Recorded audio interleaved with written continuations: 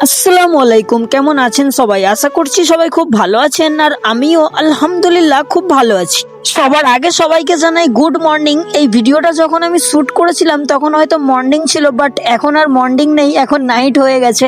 আসলে সত্যি কথা বলতে এই ভিডিওটা আমি শুট করেছিলাম প্রায় অনেক দিন হয়ে গেছে, বাট আমার কাছে সময়ের অভাবে আমি এডিটিং করতে পারছিলাম না। আজকে সানডে, আর এখন রাত্রিরে বসে বসে আমি এই ভিডিওটা এডিটিং করছি এবং আপনাদের আমি দেখাবো আমি কি করতে চাইছি। তো বন্ধুরা, এখন আমি আছি এক্সাইড মোড়ে, আর আজকে সকাল সকাল আমি যাচ্ছিলাম অফিসে। মানে আমি একটা নতুন জায়গায় কাজে জয়েনিং করেছি। আপনারা হয়তো অনেকেই জানেন, আমি একটা ভিডিওর মাধ্যমে বলেছিলাম যে আমি একটা নতুন জায়গায় কাজে জয়েনিং করেছি। তো আমি কোথায় কাজে জয়েনিং করেছি সেটাই আজকে আমি আপনাদের দেখাবো।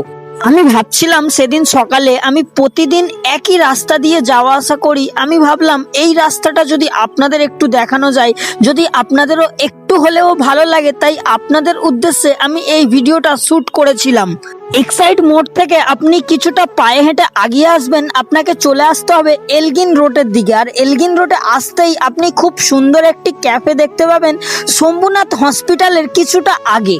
তো বন্ধুরা, এখন আমি হেঁটে হেঁটে যাচ্ছি মানে শম্ভুনাথ হসপিটালের সামনে দিয়ে নেতাজি মিউজিয়ামের দিকে। আর এটা হলো শম্ভুনাথ হসপিটালের গেট।